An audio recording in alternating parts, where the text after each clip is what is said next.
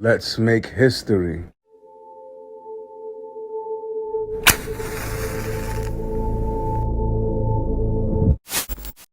Graffiti started in New York City in the neighborhood where I grew up, Spanish Harlem, aka East Harlem, aka El Barrio. And this was right after World War II during the 1950s. And it was more so phrase-based. You would see phrases such as, Kilroy was here, Cookie loves Sconchi, slap the Japs. You know, you would see these phrases, many of them political in nature. So before you all come at me in the comment section angry saying that I fully understand, I am overlooking the significant impact of prehistoric cave scratchings, Egyptian hieroglyphics, the wall scratchings of Pompeii, 5th century Roman vandals, propaganda techniques used by the Nazis and Soviet, gang territory markings, and the hobo freight train culture across the US. There's plenty of other really good informative videos and articles out there. Fast forward a decade later in the 60s, and that's when the movement really began. First, you have to understand the differences. You have graffiti writers and you have graffiti artists. Every graffiti writer is not a graffiti artist, but most graffiti artists are or started off as graffiti writers. Let me explain. It started off with the graffiti writer movement in the 60s, and that was launched by a Greek-American kid named Taki 183, T-A-K-I 183. And the thing with Taki was, he was a messenger, so he was able to get his name up all over and throughout the city. Around the same time that was transpiring, you had a similar thing going on in Philadelphia, Pennsylvania, with a guy named Cornbread, and he was doing the same thing that Taki was doing, writing his name as many places as he could throughout the city. Now you fast forward a decade later, and it gives birth to two things: the trains and the rise and the birth of the graffiti artists movement, with guys like Blade, Lee Quinones.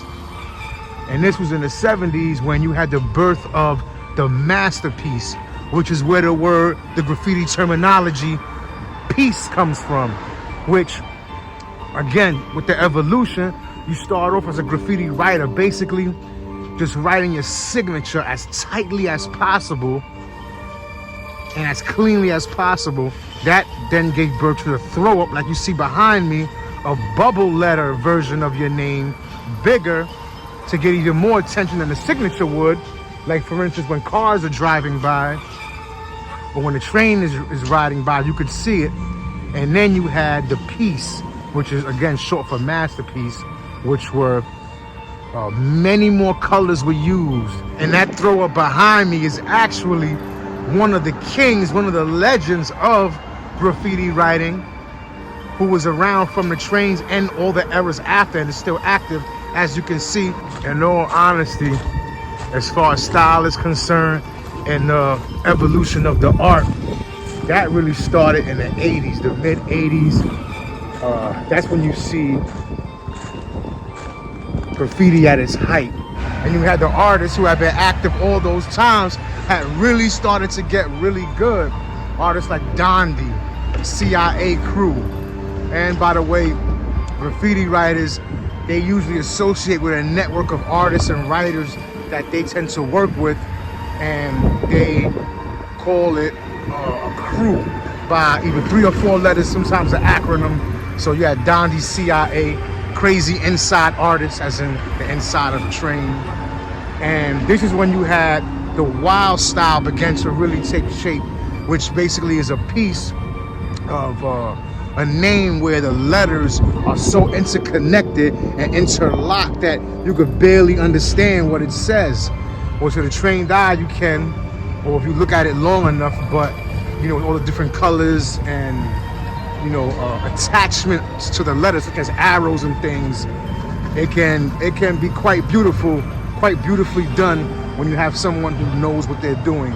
You had the TAT crew, which to this day, they're still arguably one of the best crews ever to do it as far as walls are concerned. Even going back to the trains, Bio, very active. Brim, BG-183, I don't know if he's still TAT, but TAT crew, BG-183, Nicer, they're still very much active. They've done stuff in music videos, the whole 9 yards. Along with TAT, you also had those COD from up in the Bronx. A. Charles, who did the Little Baby, you may have seen. He had it back in the day in the train tunnels in Brooklyn when you were en route to Coney Island, where he did about 7 or 8, I believe. 5, 6, 7, or 8 of those babies in a row in different poses. So when the train went by, it looked like a cartoon, as if the baby was in motion. Brilliant stuff. Thankfully, this is when graffiti artists also, by the way, during the 80s, began to get credit from legitimate art institutions. You know, different galleries began to embrace graffiti and bring them into the fold. And so you also had UA, underworld artist, Jew, who was also a monster. Then, unfortunately, in the late 80s, that's when you had what you call the Buff. So I believe it was in like 88, 89. And the Buff was when the city put millions of dollars into making sure the trains remain clean after they clean them, and not letting one single train leave the train yard which wasn't clean. And they just kept monitoring it till eventually graffiti was completely off of the trains. So once you had the Buff and the train movement was over, all these graffiti artists and graffiti writers began to spill out onto the street. And the guys who were doing whole train cars started to do walls, and it was more mural based at that point. Guys like Ezo, TDS crew, one of my mentors, shout out to Ezo. You had Smith and Sane. This is when the graffiti writer movement had a rebirth, because you didn't have trains, so you had now more writers. Guys like Smith and Sane. And speaking of Ezo, Smith and Sane were brothers, and I believe they were from either Harlem or Washington Heights. But Sane had did a huge throw up, I believe it was on a Brooklyn Bridge. Then when he went to do the other side of it, he fell off and died. Ezo did a mural for him on between 110th and 111th and Lenox Avenue. R.I.P. Sane. But it was truly the era of the graffiti writer, and that's when I came into it. I wrote Blood, B-L-O-O-D. That was before the Blood Gang came to New York City. During this period, they were strictly in California and in the Los Angeles area. The partner I rolled with was a guy from my building, my friend Brat, and we went under the TOPS crew, TOPS. And as I stated, the crews can mean different things. So TOPS, you know, taking over public shit, taking over punk suckers, the other people of society. You get the picture. You had NOTS, NOTS, various crews.